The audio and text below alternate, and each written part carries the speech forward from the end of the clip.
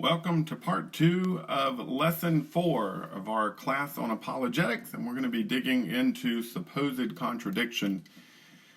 I'm just going to go over some basics with you during this video, and then I'm hoping this evening, as we do some discussion, we'll be able to dig more into specific examples of these contradictions, and I'm hoping you will be able to go through and see where the holes are in the logic of those who are trying to disprove the Bible and disprove what it is, the continuity of the Bible that we believe is there. Often these contradictions that are pointed out are a bit unfair.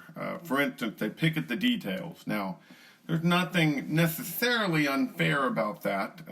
If we truly believe this is God's inspired word, we should not be upset that someone would pick at the details. But the problem is they pick at the details with a bit of a contradictory bias. They don't want it to be true, therefore they find things that they will only accept as untrue.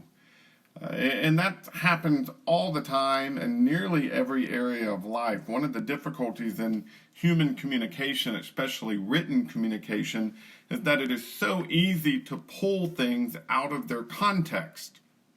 And when that happens with Scripture, you can find all sorts of contradictions. When you put those things back into context, you find that the contradictions aren't actually there. Also, and this is not across the board, I'm not making this kind of judgment about everybody who would find these contradictions, but there are many who do this with very little background in the Bible itself, or trying to understand the Bible or understand the Bible in its context. What they do is they just find a phrase that seems contradictory with a different phrase in a different part of the Bible, and then they exclaim, hey, look, there's inconsistencies, there is a problem here. But those contradictions can easily be understood by the context of the Bible as a whole, by the type of literature that's being written, or maybe even just by what part of the Bible you're talking about. Oftentimes these skeptics will be doing this through a regurgitation of information rather than really thought through analysis of the text. And when you really put the text through the process of critical thinking, it holds true. But very often this isn't a claim of a thorough study of Scripture, but they are claims of people just regurgitating information they've heard somewhere else. And so these contradictions often fall into different categories, which we'll talk about here. One is the difference between the Old Testament and the New Testament. Well, we all recognize, because we've been studying the Bible for quite a while, that there's a lot of differences between Genesis through Malachi and Matthew through Revelation. For instance, there are different laws, the law of Moses and the law that preceded the law of Moses is somewhat different than the law of Jesus that we have talked about in the New Testament. You have different societies that are talked about, different circumstances that are talked about. You have different covenants as a whole. And so a lot of those differences between the Old Testament and the New Testament can be described by one of those three things: the laws, the societies, or the covenants. And if you're not considering the situation under which a statement is made in Scripture, and you contrast it with a contrary statement in a different situation, for instance, Old versus New Testament, it's not surprising that there's differences, and we need to make sure that we recognize that.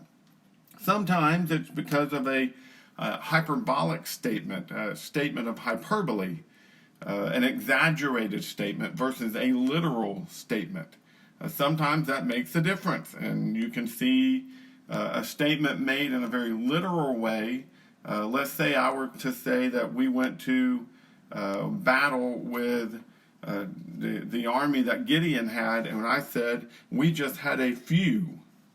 Well, when you've got 300 soldiers, that doesn't sound like a few amount of men unless you're comparing it to the thousands of soldiers in the other army. So I might say there's a few men fighting, or I might say there's 300 men fighting. One of those is hyperbole, is exaggerating the smallness of my army, and one is being very literal. Sometimes there are mistaken human conclusions, either in the text. For instance, it could be, you've got a statement of one of Job's friends where they make a statement that is contradictory to a statement that Job is making. Well, in that context, they're having an argument. And so one of them is mistaken, or possibly both of them are mistaken, but because of the context, because of the way the statement is made, because there are people who make erroneous statements in Scripture, those statements are there, but in their context, they're understood. They don't contradict other passages, but if you take them out of their context, they can. Sometimes you have a sinful behavior contrasted with an ideal behavior. For instance, a law that says you're not to do a certain thing, and then we have an example of someone doing that certain thing. Maybe a good example of this would be the dishonesty of Abram regarding Sarai, his wife, versus all the statements in Scripture that say we're to be honest. And we look at that and we say, hey, look, why isn't Abram punished for his dishonesty? Well, there's several explanations, but sometimes people will key in on things like that and say it's a contradiction in Scripture. Sometimes it's just the reader makes a mistaken interpretation, and that mistaken interpretation is used as a foundation for trying to prove some sort of conflict. You'll see this a lot of times in the conflicts or the disagreements of different religious ideologies. Calvinism as opposed to Catholicism. They're both using the Bible, yet they're coming up with contradictory ideas. Well, really, the issue is not the Scripture in those cases, but it's the interpretation of the readers in those cases. Other more specific, detail-focused contradictions might be differences in timelines, difference in numbers, maybe differences in the genealogies, and people will point out those as if they are mistakes. The problem with that, again, is the context. The context under which the Scriptures are written, this cultural standard under which it was written, is different than our modern cultural standard where we focus so much on the exactness of things. And so I think we need to be very careful that we are making sure that we are doing the right thing as we're drawing the right conclusions as we talk about these contradictions. The key to any communication, especially the written communication like the Bible, is context. See things in their context. When you see things in their context, you will see that they hold true. In the Bible, and you see something in its context, you're going to find that it's not a statement of error, but maybe there are other explanations for those supposed contradictions. I will say there are discrepancies in timelines and genealogies and numbers. There are some spelling differences and things like that and variations in that when you get into the text. There are some multi-named people, which makes things confusing, or family structures that don't make sense to us. For instance, it takes a while to try to figure out who Moses' father-in-law was. At one point it's Jethro, at another point it's Reuel. Who is it? Well, it could be that Reuel and Jethro are two names of the same person. That was a very common thing back in those days. It could be that maybe those two different names refer to two different men, and Moses had more than one wife, and we're just not giving all those details.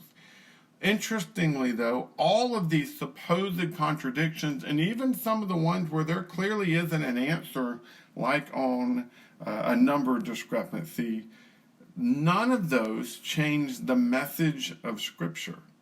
There might be an error in transcription, there might be an error in the way things have been carried through the years, but as a whole, you'd have nothing there that changes the message of Scripture.